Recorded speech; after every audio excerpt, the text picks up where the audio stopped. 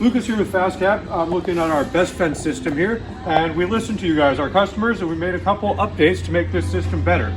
So first of all, we've had issues where the little tethers that hold the pins to all of the adjustment blocks, the adapter blocks, and the fence connectors, these little rubber tethers, they seem to wear out and break on people and they lose their pins. So we've done away with that rubber tether. Now we have this very durable cord tether that's never going to break on you, crimped on, super strong. That's going to come with all your best fence systems now, so you won't have any issues with those breaking.